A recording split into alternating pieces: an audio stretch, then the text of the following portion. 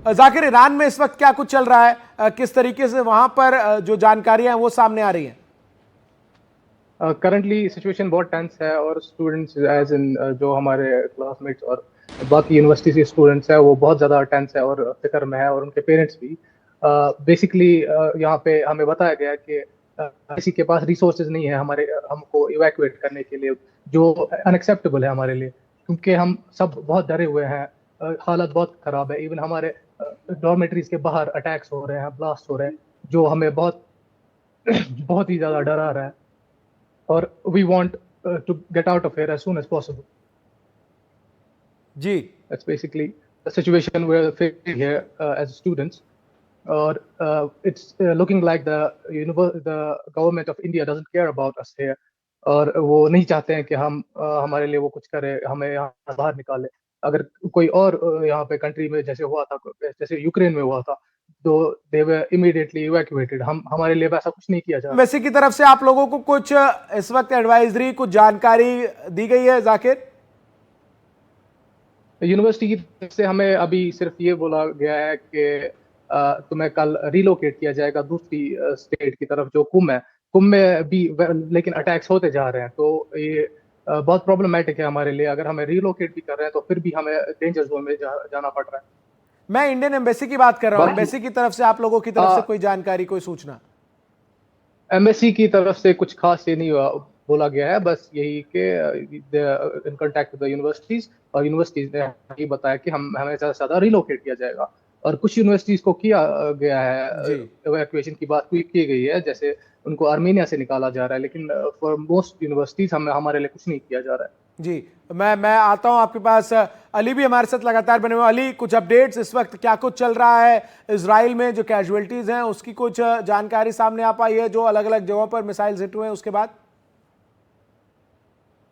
Israel ने अभी IDF ने पूरी कैजुअलिटी तो नहीं बताई है वही, लेकिन अभी जिस तरीके से हमारे साथ अभी कुछ जैसे चंदन अभी हमारे साथ ज्वाइन हुए हैं, ये स्टूडेंट जो आपको बता दें, ये जाकिर हसन, ये वही हैं जिनके लिए अभी श्रीनगर के जो एमपी आगर रूहुल्लाह, उन्होंने भी कश्मीरी स्टूडेंट की जो इंजर्ड हुए हैं इजरायली अटैक के लिए, उन्होंने ईएम को भी यानी जयशंकर जी को भी लेटर लिखा है कि उनकी सिक्योरिटी के लिए और उनको इवैक्यूएशन जल्द से जल्द कराया जाए। बस यही हम एक सवाल और पूछना चाहिए, अगर आप चाहें ये पूछ सकते हैं हसन से भी, कि क्या आपके लिए कोई इवैक्यूएशन की कोई बात सामने आई है जिसके जरिए कि आप लोग जितने स्टूडेंट्स, और टोटल कितने स्टूडेंट्स हैं आप मेडिकल स्टूडेंट जो इस वक्त में ईरान में वहां पर हैं, और क्या कोई किसी की हालत जो है वो जख्मी भी है?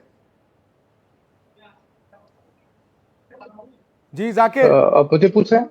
जी जी, आपसे। बेसिकली हाँ, यहाँ पे इंडियंस हजारों में स्टूडेंट्स है ईरान में करंटली, और हमारी यूनिवर्सिटीज में मोर देन 1000 स्टूडेंट्स हैं in Shahid Beheshti University of Medical Sciences. और इवन जख्मी भी हुए हैं कुछ स्टूडेंट्स फ्रॉम टम, जहाँ उनकी डॉर्मेट्री है। इन एन अटैक उनकी दीवार गिर गई थी, तो वो उसके साथ में आ गए थे और वो जख्मी हो गए थे।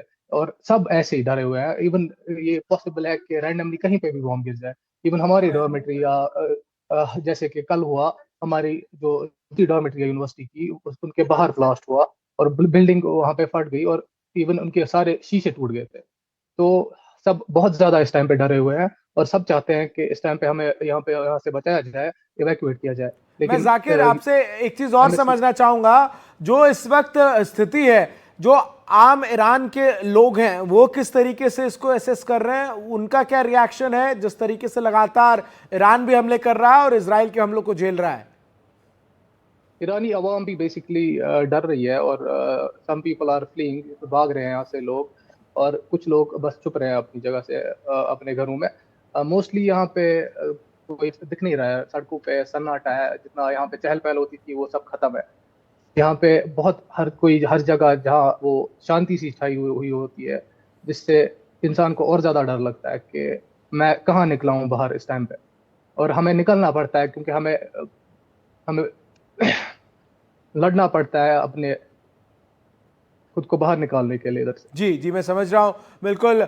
मैं कमर आगा सर, आपका एक चीज और करते हुए सवाल है आपसे कि जो इस वक्त स्थिति है, देश में कई नेताओं ने भी इसकी मांग उठाई है कि जो ईरान में इस वक्त स्टूडेंट्स हैं, जैसे कि जाकिर हमारे साथ जुड़े हैं, वो बता रहे हैं जल्दी जो एक इवैक्यूएशन प्लान के साथ मुझे लगता है कि हमारी फॉरेन मिनिस्ट्री भी आएगी और तमाम जो स्टूडेंट्स हैं उनको वहां से हटाना पड़ेगा, क्योंकि अब जो स्थिति है वो लगातार एस्केलेट होती हुई नजर आ रही है। आप जवाब दें उससे पहले एक बड़ी खबर आ रही है, इजराइल के मिलिट्री दफ्तर के पास हमले की जानकारी जो है वो सामने आ रही है और ईरान के हमले में 7 लोग घायल हुए हैं।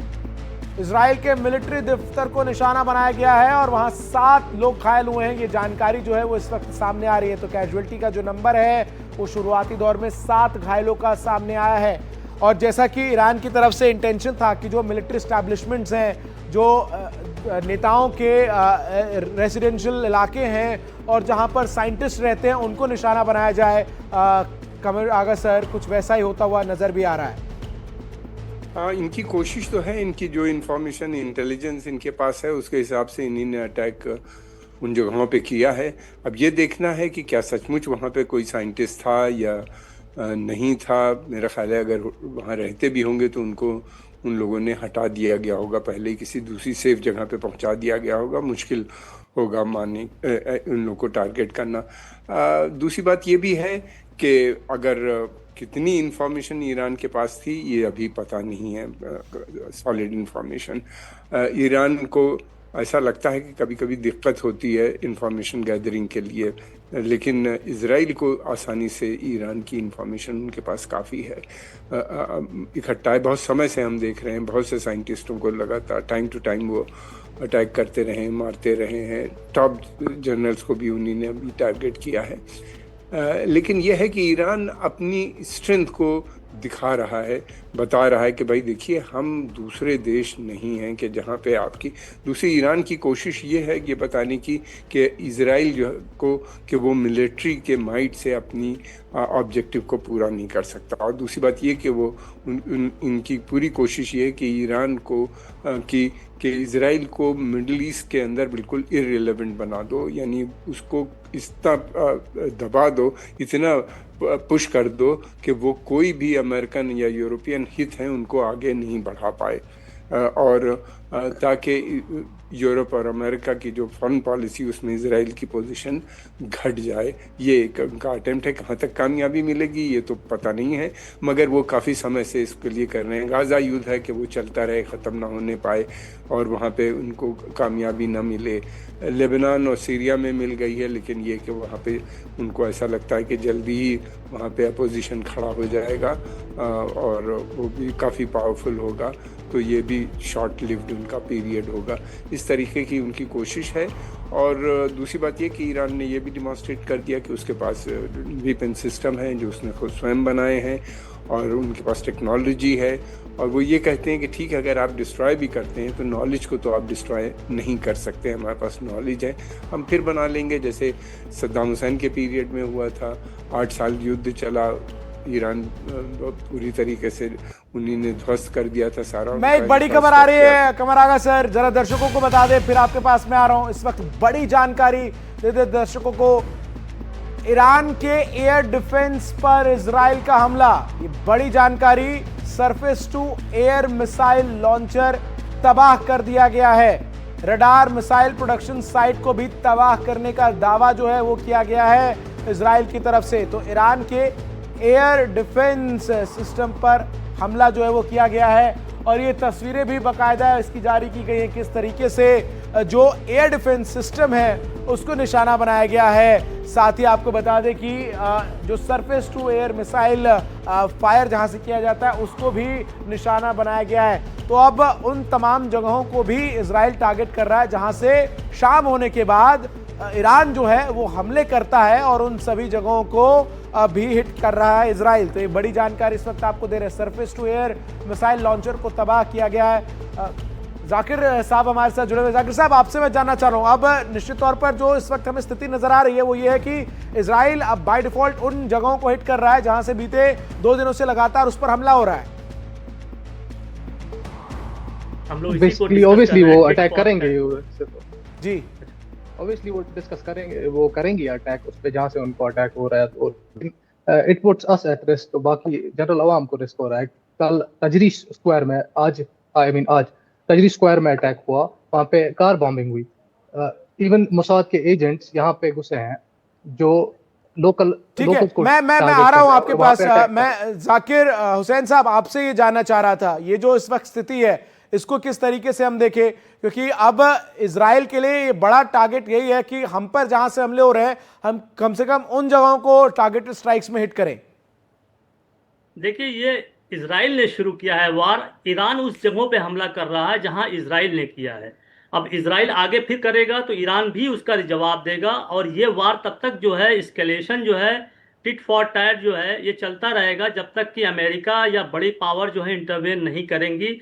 और ट्रंप ने अभी कहा है कि उन्होंने नेतन्याहू से भी बात की है कि इस पे कोई बात करनी चाहिए।